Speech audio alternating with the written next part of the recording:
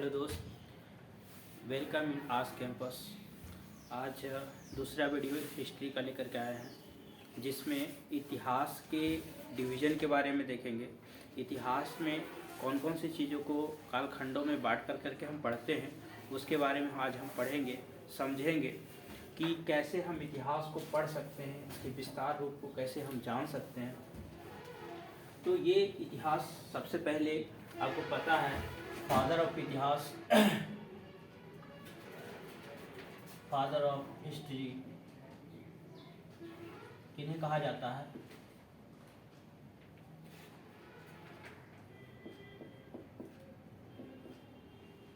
Herodotus को। Herodotus को इतिहास का पिता कहा जाता है और इन्होंने एक पुस्तक लिखी थी जिसका नाम है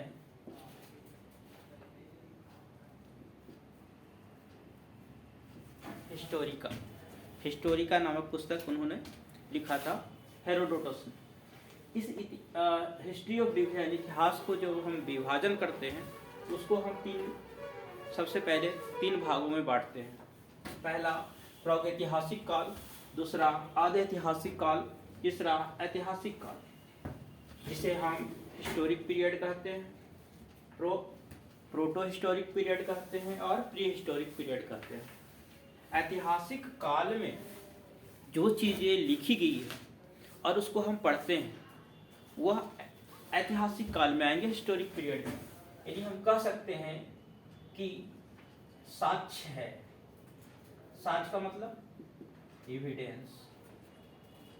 एविडेंस मौजूद है, साक्ष्य है और पढ़ा गया है,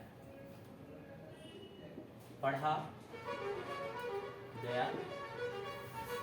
ऐतिहासिक काल के जितने सारी चीज़ें, घटनाएं घटी है उसका साक्ष्य है और उसे हम पढ़े हैं, उसको हम पढ़ सकते हैं और जान सकते हैं कि ये ऐतिहासिक काल के, ऐतिहासिक हिस्टोरिक पीरियड में कौन कौन सी घटनाएं घटी है वो मौजूद है। लेकिन अब ऐतिहासिक काल में साक्ष्य है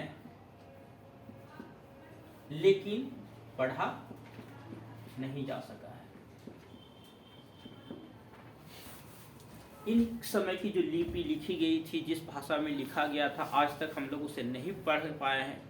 हम पुरानी चीज़ों को एक दूसरे से जोड़ करके यह पता करते हैं, जैसे कार्बन 14 पद्धति है, कौन सी वस्तु कितनी पुरानी है, इसके माध्यम से हम पता करते हैं कि ये ऐतिहासिक काल की वस्तुएं हैं, उस समय क्या क्या घटनाएं घटी, ये सारी चीज़ें।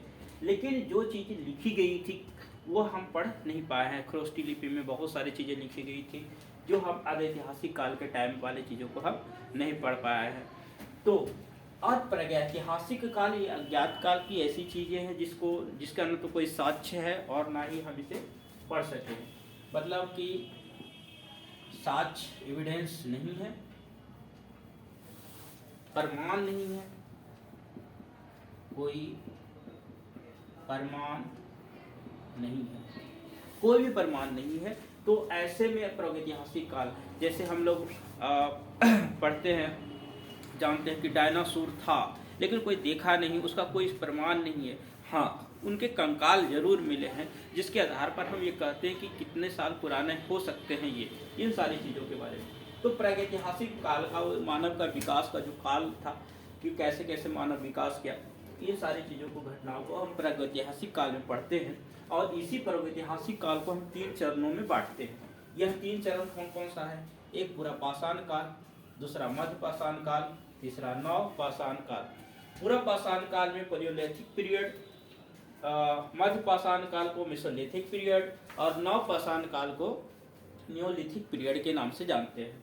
इसे हम एक और नाम से भी जानते हैं क्योंकि पाषाण का मतलब होता है स्टोन। तो स्टोन मींस पत्थर, तो हम इसे कहेंगे ओल्ड स्टोन एज, इसे कहेंगे मिडिल स्टोन एज और इसको कहेंगे न्यू स्टोन एज। मानव का विकास जब हुआ तो मानव के विकास काल में कौन कौन सी घटनाएं घटी, आग का आविष्कार कब हुआ, पहिए का आविष्कार हुआ, इन सारी चीज़ों को हम ये प्रागैतिहासिक काल के पूर्व पाषाण काल, मध्य पाषाण काल और नव पाषाण काल में हम देखते हैं। जिनमें हम ये देखते हैं कि पूर्व पाषाण काल का जो टाइम है, पूर्व पाषाण काल का जो समय है, वह माना गया है अज्ञात काल से 10,000 BC तक के काल को हम पूर्व पाषाण काल के नाम से जानते हैं, जबकि मध्य पाषाण काल, मिडिल स्टोन एज में हम 10,000 BC से 4,000 BC तक के पढ़ाई पढ़ते हैं। इनके बारे में इस समय जो घटनाएं घटी मध्य पाषाण काल में पढ़ते हैं। वहीं नव पाषाण काल में 4,000 BC से 2,500 BC तक के काल को हम नव पाषाण काल में पढ़ते हैं। तो प्रागैतिहासिक काल में जो चीजें हमको पढ़नी है, प्रागैतिहासिक काल में पूर्व पाषाण काल, मध्य पाषाण काल और नव पाषाण काल में उन सारे चीज़ों, उन सारे विकासों के बारे में पढ़ते हैं, उन सारी घटनाओं के बारे में पढ़ते हैं जो इस समय घटित हुई। हमने ये BC के बारे में पिछले वीडियो में पढ़ाया है, आप जाकर करके उसे देख लेंगे कि BC और AD में क्या अंतर है। अब है अदैतिहासिक काल, जिसका साक्ष्य है लेकिन हम पढ़ नहीं पाए। अगर हम पढ़ पाते तो और बेहतर ढंग से इस इतिहास को लिख पाते, लेकिन फिर भी हम इस इतिहास को दो भागों में बांटते हैं, एक सिंधु घाटी की सभ्यता और एक वैदिक सभ्यता। सिंधु घाटी की सभ्यता जो है वह 2500 BC से 1750 BC मानते हैं, जबकि वैदिक सभ्यता को हम दो भागों में बांट करके पढ़ते हैं, एक ऋग्वैदिक काल और एक उत्तर वैदिक काल। ऋग्वैदिक काल के जो समय है, जिसको ऋग्वैदिक पीरियड कहा जाता है, सिंधु घाटी सभ्यता, जिसमें हम लोग 12th क्लास के फर्स्ट चैप्टर को पढ़ते हैं, पूरा डिटेल में उसको जानने की कोशिश करते हैं कि हमारी प्रथम सभ्यता सिंधु घाटी की सभ्यता जो सिंधु नदी के किनारे घटी, इन सारे चीज़ों को जिसे हड़प्पा सभ्यता के नाम से भी जानते थे। तो ये अदैतिहासिक काल में हम लोग पढ़ेंगे। वैदिक सभ्यता में ऋग्वैदिक काल और उत्तर वैदिक काल, इसके जो पीरियड है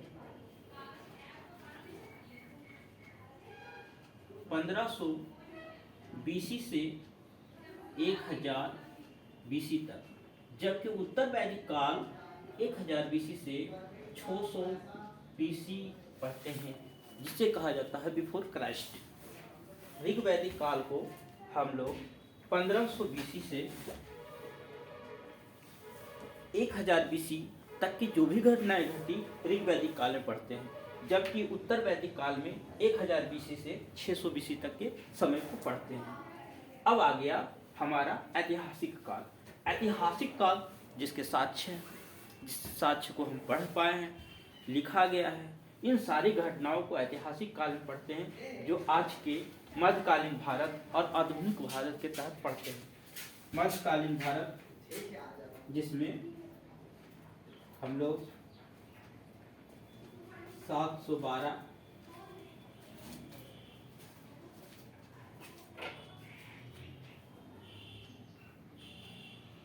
आप थोड़ा साइड लिखिए। 712 AD से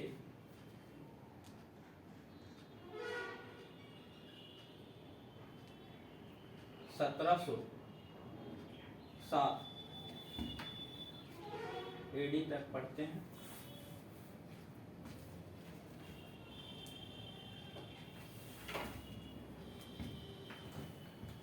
और आधुनिक भारत में 1707 से 1947 तक की घटनाओं को हम जिक्र करते हैं। मध्यकालीन भारत में हम 1707 ईस्वी तक, जो हमारे देश का औरंगजेब था, जो सबसे बड़ा शक्तिशाली लास्ट राजा था, अंतिम राजा था, जिन्होंने पूरे भारत को एक सूत्र में बांध कर रखा था, तो उनकी घटनाओं को हम मध्यकालीन भारत में पढ़ते हैं। उसके बाद जो समय आता है वह 1947 तक को पढ़ते हैं। ऐसे आज तक का जो समय चल रहा है वो आधुनिक काल का टाइम है, मॉडर्न हिस्ट्री इसको कहा जाता है। मध्यकालीन भारत को मेडाइवल हिस्ट्री के नाम से जानते हैं। तो हम इस इतिहास को इन सारे चीज़ों के तहत हम पढ़ते हैं। इसी में हम अलग अलग जो है टॉपिक कर करके पढ़ेंगे कि इन सारे पीरियड में कौन कौन सी घटनाएं घटी, उनमें कौन कौन सा चीज़ों को हम देखेंगे। वो आगे वीडियो में देखेंगे कि हर चीज़ को कैसे होता है। तब तक के लिए फिर से मिलते हैं। आप इसका स्क्रीनशॉट एक ले लें ताकि आपको याद रहेगा कि इतिहास को हम लोग कितने चरणों में बांटते हैं और कौन कौन सी घटनाएं कब कब हम पढ़ेंगे। थैंक यू, मिलते हैं नेक्स्ट वीडियो में।